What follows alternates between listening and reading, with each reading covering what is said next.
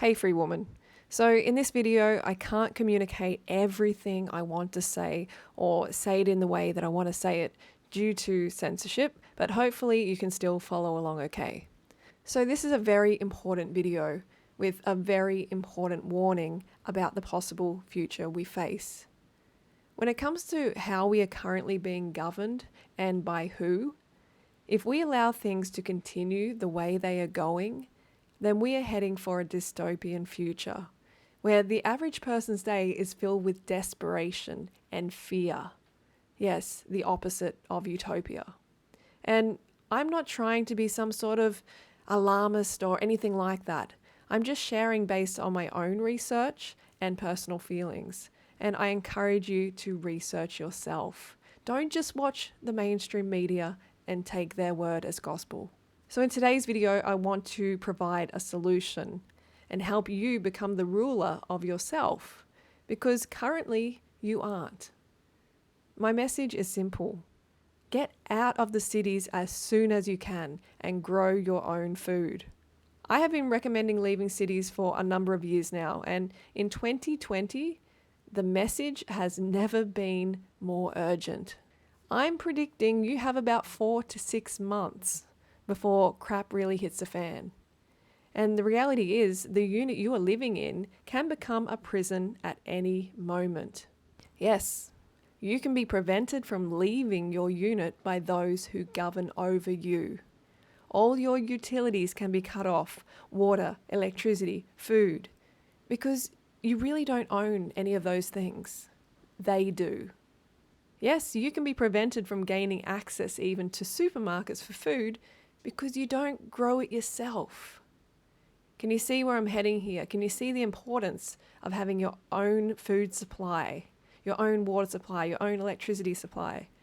You know, where I live off-grid, I get my water from my creek, food largely from our fruit trees, and that's increasing every year, electricity that we harness from the sun through solar panels, and many other resources from the surrounding environment. And every year we get more and more self-sufficient. And you can do this too. And you must do this, and quickly. So some of you may know about the unconstitutional border closures in Australia and the stage 4 lockdown state of emergency going on in the Australian state of Victoria. Basically, martial law is alive and implemented in Victoria right now, and people are being locked in their homes all day. So it's publicly called a state of emergency, and all sorts of freedoms can be violated under this act. So some of the restrictions. Right now, the city is under curfew, lasting until 5 a.m. But after that, residents are still being asked to work from home. If they do leave home, people must stay within 5 kilometres. 1 hour of exercise is allowed, as is shopping, but only 1 trip a day for 1 person from each household. And of course, masks remain mandatory in and around the city. From 11:59 p.m. on Sunday night, so midnight Sunday night, every single person in regional Victoria, when out of their home, will need to wear a mask or a face covering. People must wear these face diapers anytime they leave the house, and they cannot travel more than a measly 5 kilometres from their home. Police can also enter people's homes without a warrant. They can come in, they can take what they want, they can even take your children. It's just crazy. You know, this is unconstitutional and breaches basic human rights. As a result of these lockdowns, suicide rates have increased dramatically and are predicted to continue doing so. And an individual who is actually a friend of a friend's who lives in Victoria actually drove to go for a walk in the bush alone. And she came back to her car to find the police standing there waiting for her, and they fined her $1,600 for going for a bushwalk. You know, women are being choked in public by male police officers for refusing to wear face nappies.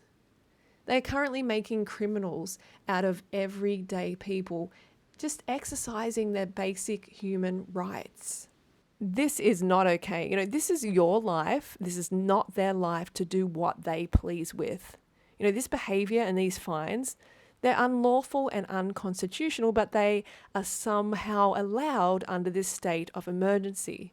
Everywhere I go, and I mean everywhere, the constant refrain I get is that people are sick and tired of dictatorial politicians promoting a climate of fear and alarmism over coronavirus, but they never cite the figures, which prove they're either ignorant or duplicitous. You can't have it both ways.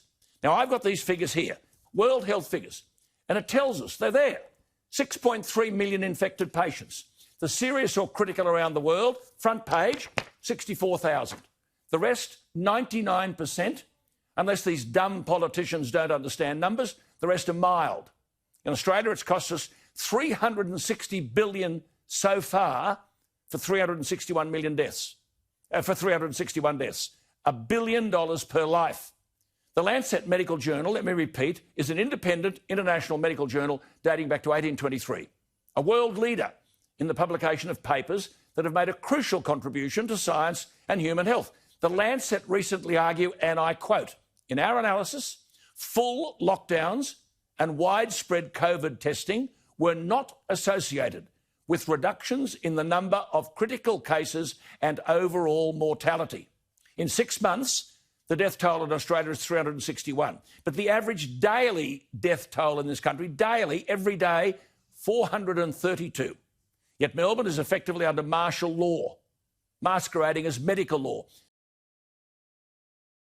This virus situation is being used to justify breaches of privacy that people would never usually tolerate in normal times.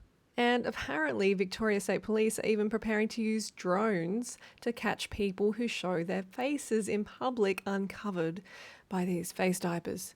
You know, to capture license plates of drivers who travel more than 5Ks and to make sure that children's skateboarding parks and playgrounds are empty. Basically ensuring that there's no signs of life. And it seems like these draconian measures are becoming the norm. So it highlights the dangers of living in units in city areas in particular. So what is going on? You know, why is all this going on? Well, some say it's because the world leaders want the world population vaccinated and ideally reduced.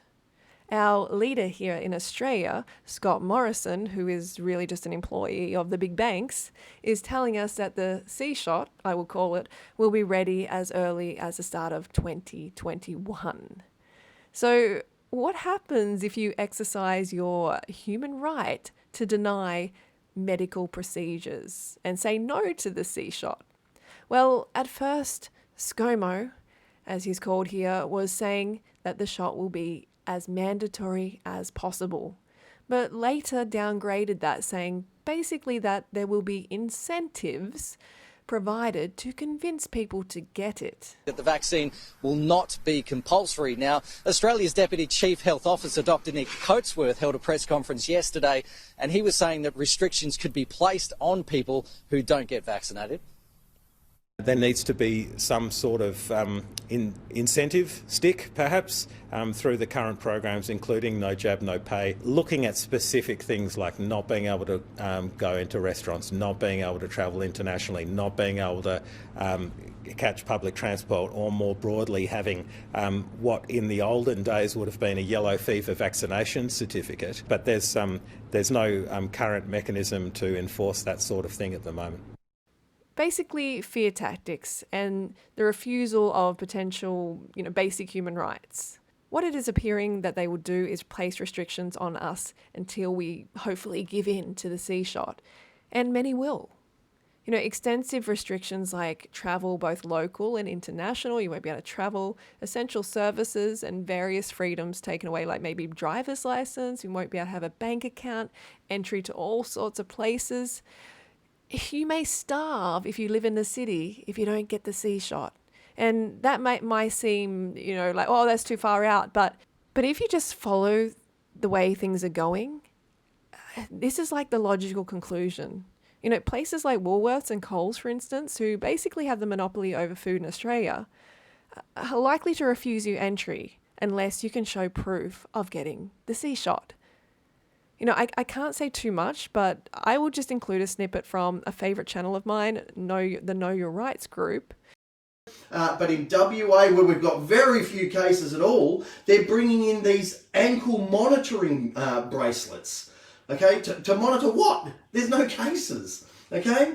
So this is the stuff that's happening right now, okay, under the guise of safety and health and community and all this rubbish. But what they're actually doing is they're going to continue decimating small businesses, forcing people to either work for large corporations, where of course they can control them, okay, or working for the government, where again they can control them, or forcing people onto welfare payments, where again they can control them through the implementation of things like they've already got going, which is the current no jab, no pay legislation.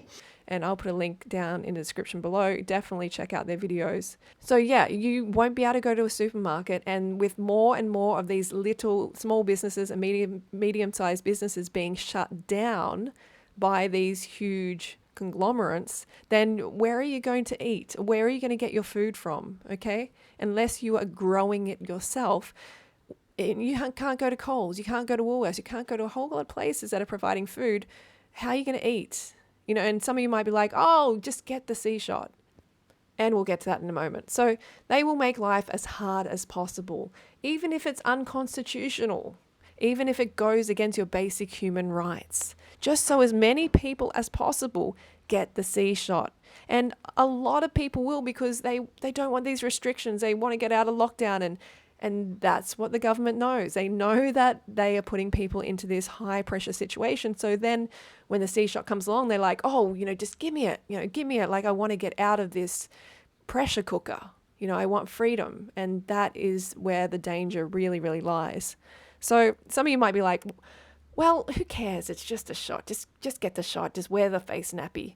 And I'm just shaking my head here. I can't say much on YouTube, but please go now and educate yourself before it's too late. The Supreme Court of the USA has even declared all vaccinations unavoidably unsafe. Go now and research and Google what the ingredients are in these shots, just so you are informed and you know what's going into your body. This is just so crucial. So Google the list of ingredients and then go to the images tab and just have a look around there for a start.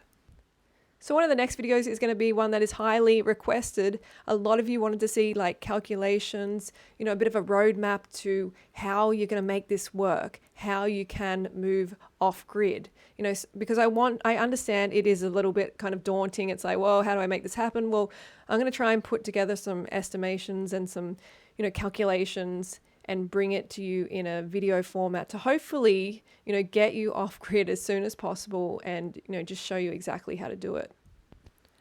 All right, free woman. So that's my video for today. Definitely go and check out John Rose's videos. Go and check out Sky News Australia. I never thought I would be recommending a mainstream news broadcaster, but honestly, like Alan Jones, he seems to be the only one at the moment who is speaking any sense.